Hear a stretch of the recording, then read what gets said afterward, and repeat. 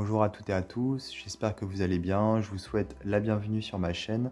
Alors aujourd'hui je vais vous présenter le traditionnel manga tarot, donc en français le tarot traditionnel manga qui est paru chez Los Scarabeo en 2020. Donc c'est un jeu, comme son nom l'indique, qui est sur le thème des mangas, ou du moins les illustrations se rapprochent fortement de ce style, donc le style manga. Il faut savoir que chez Los Scarabeo était paru bien avant un autre jeu qui s'appelait Manga Taro, qui est ici. Je ne vais pas vous en parler, c'était juste pour vous le montrer, sachant que j'ai déjà fait une vidéo de ce jeu il y a quelques années. Et d'ailleurs, je vais vous mettre dans la description de cette vidéo-ci un lien vers cette vidéo, enfin de ce jeu. Comme ça, vous pourrez regarder également celui-ci. Alors de mémoire, c'était une vidéo très courte que j'avais fait qui dure 3-4 minutes, où je me contentais vraiment de montrer les cartes. Donc là, finalement, je vais un peu faire la même chose, sauf que depuis quelques temps, mes vidéos sont légèrement plus longues, puisque je prends un peu plus de temps, voilà, pour bien vous présenter les jeux. Donc, ce qu'il a de traditionnel également, ce jeu, c'est que il est construit sur le système, on va dire, traditionnel du Rider-Waite-Smith. Voilà, c'est pour ça qu'il s'appelle traditionnel. Bon, c'est expliqué dans le livret ici, j'invente rien. Donc, il est traditionnel pour deux raisons. Aussi bien, il respecte la tradition manga et il respecte aussi le système, on va dire, traditionnel du Rider-Waite-Smith. Voilà. Alors, le livret, il est multilingue. Alors, voilà, c'est ici pour le français. Donc ici, on a plutôt des banalités sur le tarot en général. Ici, comment faire un tirage avec comment dire, des conseils. Et ici, on a donc les significations des cartes. Donc on est au niveau du sens, des sens des cartes, vraiment sur quelque chose de justement traditionnel, comme le nom du jeu l'indique. Voilà.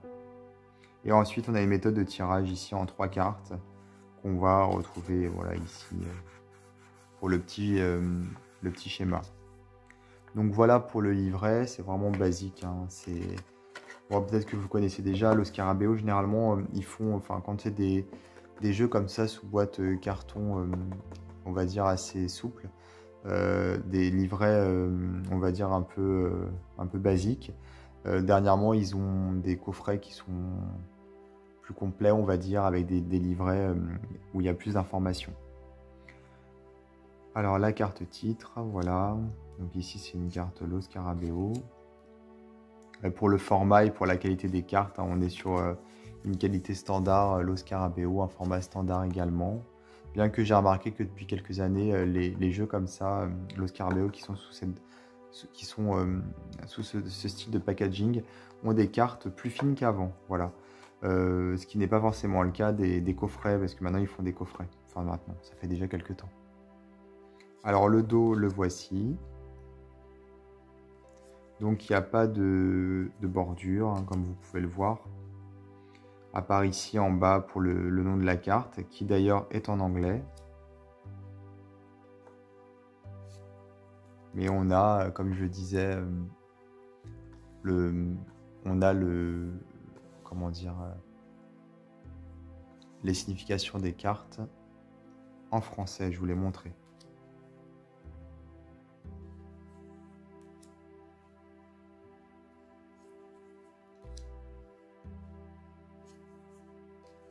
Quelquefois, on a l'impression d'avoir presque des collages. Je sais pas trop, mais au niveau du fond, ça fait un petit peu ouais, comme des collages.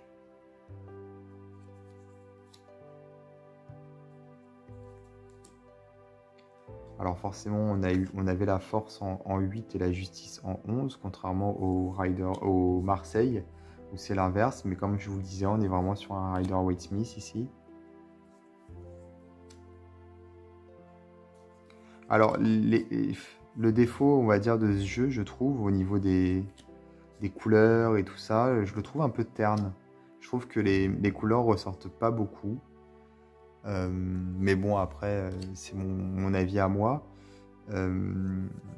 Et puis, j'ai l'impression ouais, qu'il y a comme Il y a eu comme des collages, je sais pas trop si... Ou ça a été retravaillé sûrement. Je sais pas comment l'expliquer, mais informatiquement, enfin, au niveau numérique. Mais je trouve que ça fait un peu bizarre en termes au niveau des fonds. Je trouve que ça devrait faire ressortir finalement le personnage central, mais au lieu de ça, j'ai l'impression que ça fait un peu plat. Je sais pas comment l'expliquer. Ou alors c'est peut-être à cause des couleurs. Honnêtement, je peux pas vous dire, mais il y a quelque chose d'un petit peu étrange, je trouve. Mais bon, voilà, c'est mon opinion personnelle et elle n'engage que moi. Après, il est très parlant, hein, forcément, puisqu'il s'inspire du Rider-Waite Smith. Donc ceux qui connaissent le Rider-Waite Smith, forcément, vous allez être à l'aise. Et c'est vrai qu'on retrouve effectivement le style manga, hein, bien entendu.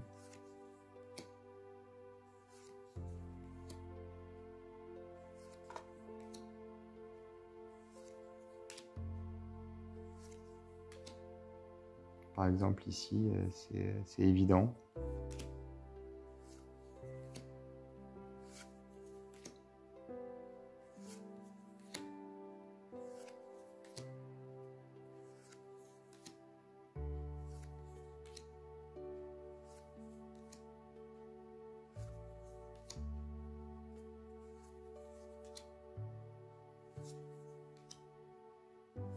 Alors, les cartes ne sont pas brillantes, elles sont plutôt mates, pardon. Et elles ont une taille tout à fait standard. Et donc, elles glissent très bien quand on utilise le jeu. Il n'y a pas de problème là-dessus.